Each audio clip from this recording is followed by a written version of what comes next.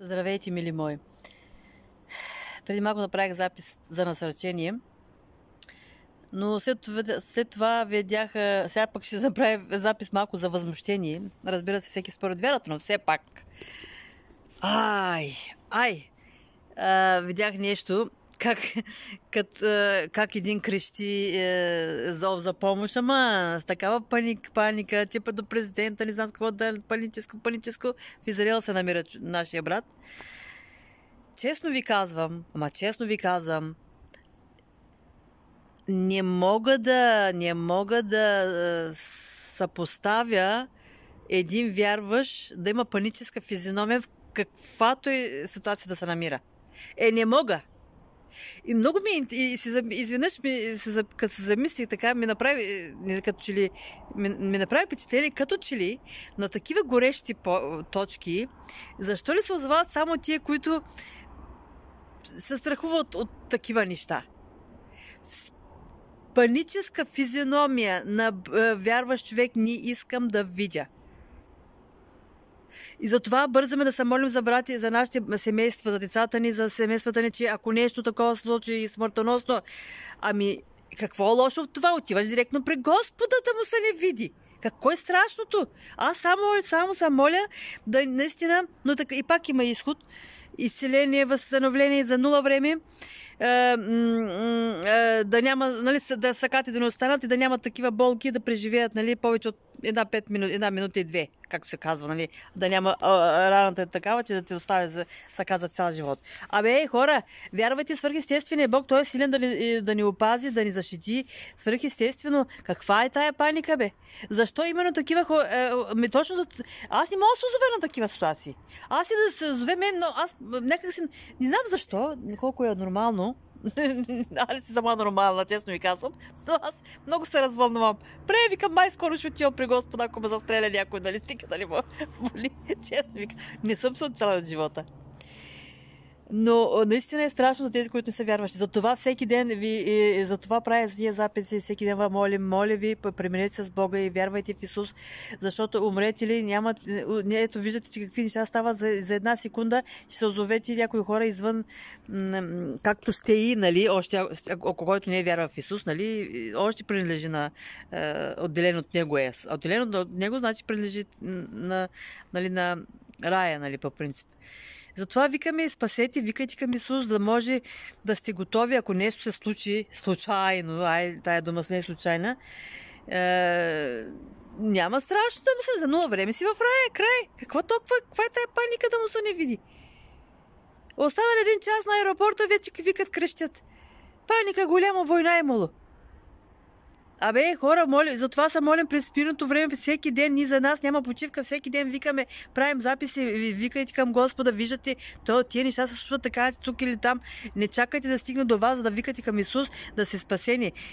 Преди това, за да може, ако се случи нещо такова, попаднете в гореща точка и ви ударят и умрете, поне да сте готови за рая, и там е по-хубаво да му се не види.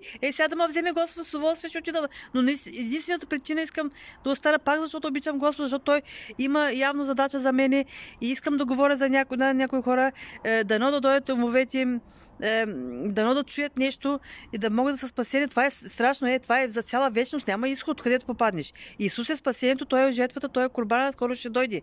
Моля ви за Бога. И не обичам не искам да виждам вярващи хора да паникосени физиономии. Седрах, Мисаха и Авдинагов, дали бяха паникосени, когато им казаха, че ще ги хвалят в огъня. Аз не съм усетила такъв дух в писанието, че да са паникосени. Такъв мир, такова спокойствие, братче. Павел, като беше в оковите. Хора, айде вече, особено и това са хора, пастори, вика, крещи. Неговата паника се отразява и на другите около него и вместо да ги успокоява, по-така с насъчителни думи, спокойно малко, не викайте по-толкова паникосано такива неща. Озовали сте се, защото се страхувате от такива неща, такива страхливите попадат на такива неща. За да се извинявай, аз не попадам на такива неща. Може би, защото не ме е страх, нали? Знаете, че парадоксални са нещата малко. От това, което се страхуваш, това ти идва на главата. За Бога, моля ви. Аман, вече от тия паники. Не ни е прилича да викаме паника в такива ситуации. Христовият човек не може да вика такова, по този начин да реагира. На такива страшни неща. Особено ако собствения живот е още повече, ако себе си, примерно. Някои хора заради за себе си голямата вяра имаме, а и за себе си така крещим. Разбирам, Богото е понякога, примерно, гадно е да видиш детето си, ако страда, той и малко болите сърцето по друг начин, но дори такава не бих паникьосала. Аз вярвам в живия Бог, извинете, аз наистина вярвам в живия Бог, който е силен да прати ангелици да опази децата ми и т.н. Аз тъй нямам тази способност. Какво толкова страшно? И само единствено бих се помолила, ако нещо ще се случи на тях, например, да не го усетят за едно време да се озадат в рая. Че по-хубаво от място оттам има ли бе? Я моля се, събудете се малко, елате на себе си, пастори, служители, вярващи. Малко от пример да бъдем. Аз страдавам на хората, паникьосвам се преди да се случат тия неща, защото мисълта, че хората не са спасени, не е нужно да виждам война, за да ми боли сърцето. Още от сега ми боли сърцето, че хората не са спасени и си правят оглушки. Защото в момента някои хора живеят все още мирно, имат пари, в момента години са такива изобилни години, нали? С тия отворни граници, всички се правят, строят, и нека се е такова, но понеже факта, че не са спасени и това даже ги възпира, ме боли сърцето в мирно време за такива хора. Това е по-страшно, отколкото за един вярващ да ми реве и да реве за някой вярващ по време на война. Той е спасен, поне има и къде ще ходя да му се не види.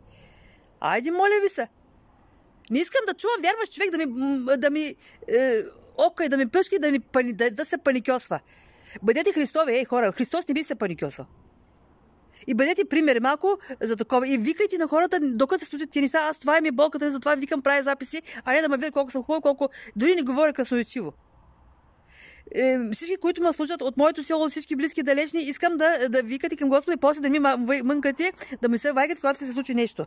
Наистина погивате. Наистина в страшна ситуация, ако сте извън Христос.